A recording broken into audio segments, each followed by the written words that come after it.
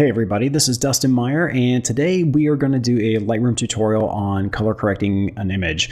We're not going to really go into retouching, we're going to go into a different video for that. Today is mostly going to be kind of going for the film look. So I'm a big fan of Jose Villa, V-I-L-L-A, and if you don't know how to spell Jose, then well, you should know how to spell it. Anyways, josevilla.com, josevillablog.com. He shoots a lot with film, and I don't have the patience for film because I shoot digital, which, by the way, I shoot with a Nikon D810, which is an awesome camera. I love it.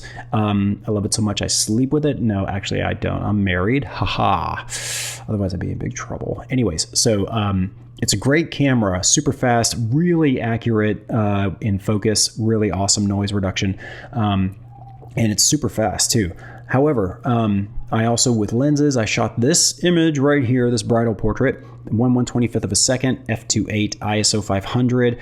Pretty much everything I choose is automatic, so aperture priority, auto ISO, and then I just aperture priority, maybe I already said that. And usually I will stop it down to about 3.2, but it was really dark inside this facility. So I went ahead and just opened it all the way up to f2.8 because I trust that my lens is gonna nail it because it's a Nikon 70-200 f2.8 VR2, which is a mouthful, but it is definitely worth the price. It's super sharp, great contrast, all that good stuff. Anyway, so here's what we're going to do. I am a nerd, and if you didn't know that, now you do. So I spend a lot of time just screwing around in Lightroom, which if you don't have Lightroom, you should get it. Get the subscription from Adobe. I think it's like $10 a month or $12 a month, but it includes Photoshop too, not Photoshop 2, Photoshop as well. And it comes with Creative Cloud, and it will update the software whenever they roll out new ones, which is pretty cool. So you don't have to spend a whole bunch of money up front. So if you are calling yourself a professional photographer, then you should get it. Anyway, so let's see. Here we go. All right, so camera calibration. We're going to start out over here. Always check your profiles because it's kind of like the different settings in your camera. I'm going to go with camera flat, and the reason is because the latest update in Adobe, they didn't include the Nikon D810 profile. Hello, guys at Adobe, wake up. So if you guys have D810s, call them up, email them, say, what the hell, hopefully they will hurry up and get that updated. Anyway, so you can do camera standard or neutral, portrait, landscape, monochrome, but I'm going to go with flat because it'll give us sort of a level playing field to start with. And there we go. So lens corrections, my neck hurts. So I'm going to straighten this photo here, and we're just going to go with auto.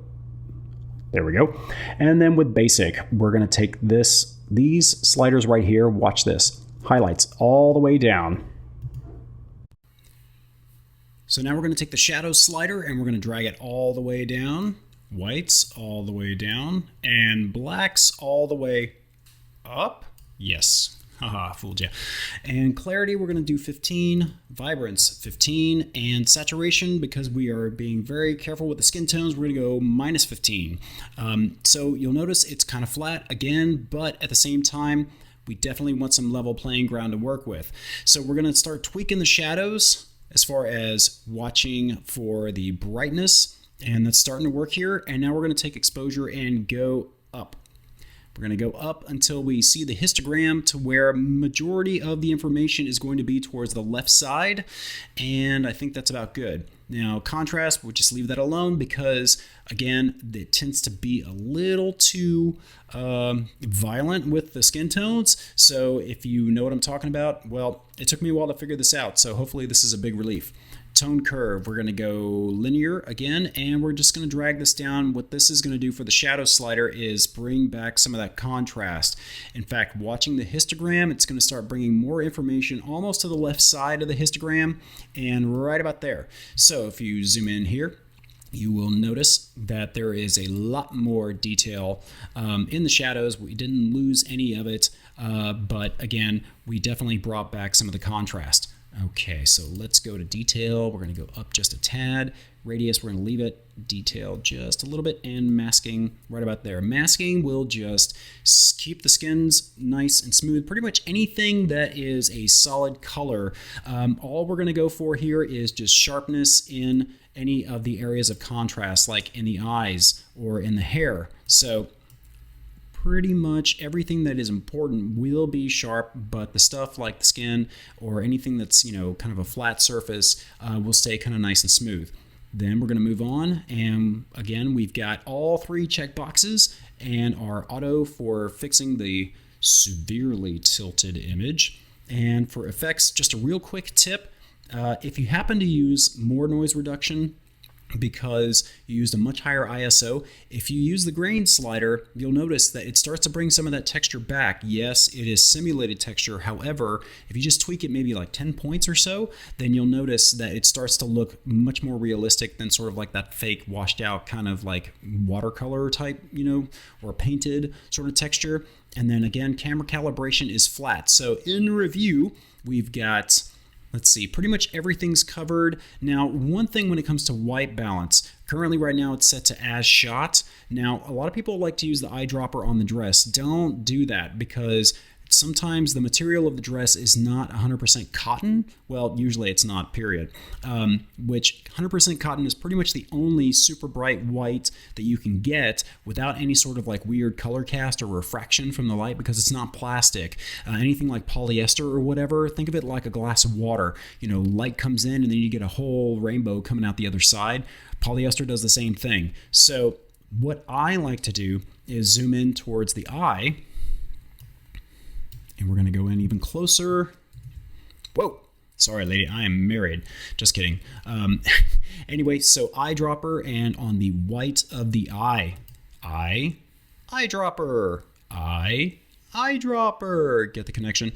And also because this part of the eye is the closest and most lit up by our main light source, which is the window where all the daylight's coming in. So since we are balancing for daylight, since your cameras are calibrated more, your sensors are tuned more towards daylight, and that is the best type of light source when it comes to representing skin tones. That's what we're going to go for. That's what we're balancing for. And look at that. Nice, smooth, soft colors, nice, even skin tones. We are definitely balanced. In fact, if you notice, most of the color channels on our histogram are almost pretty much lined up, which tells you that the white balance is almost pretty much spot on. So in review, we use the eyedropper for white balance. Exposure, we did not touch the contrast slider. Everything else we brought down. We tweaked the shadows a little bit, and then we also took the blacks all the way up. Clarity is 15, vibrance 15, saturation -15, tone curve is linear, and we brought the shadows channel back down to help create contrast on the darker areas and balance out the histogram. As far as split toning, awesome. Leave it alone. Detail, we're good. We got a little bit like around 50, and we left radius at 1. Detail about 40, masking about 35 or so. If you need noise reduction, it's there, but for this one we didn't quite need it. Everything's checked here. We've got the auto alignment feature, so we're all good to go. Effects, we left that one alone because we didn't really need to bring back any detail as far as noise reduction, so we didn't touch the grain slider. Camera calibration is at camera flats, and I think that looks pretty good. Now, keep in mind, we're not going to do any retouching in this video because it's already long enough. We will have a follow-up video, which will go over to a lot of the retouching that I like to do in Lightroom, so I don't have to open it in Photoshop later on. Photoshop is kind of the last resort for anything like Liquify or anything like that. So if you're not familiar with any of that stuff, especially Liquify, we will go over that in the next video. Again, so remember, I've got a full day wedding photography workshop, July 31st, 2015, coming up. Only 12 spots available, and we cover almost everything. So sign up on the link below. There's also going to be a preview on another link, another YouTube video that'll show you all the stuff that we cover in on that day. You can listen to other people's impressions of it, and bada boom, bada bing. So with that being said, I'm going to let you guys go. My name is Dustin Meyer. Thanks for watching. Don't forget, if you have any questions, comments, suggestions, criticisms, whatever. Put them in the comments below. If you learned something today, at least one thing, please just like the video. Definitely subscribe because we have videos coming out all the time. So you're always going to cover something new, or we'll edit, a different type of photos so you can see all the different kind of custom stuff that we do. And also, if you liked, please like it. If you didn't, please like it. I'm just kidding. But other than that, thanks for watching and see you later. Bye.